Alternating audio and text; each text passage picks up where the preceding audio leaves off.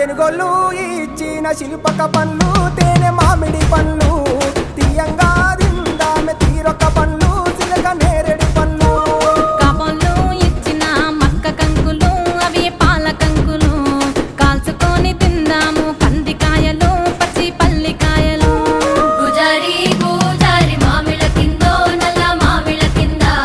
కుసుమరోళ్ళేసిన కుందన బొమ్మ అది కుందన బొమ్మ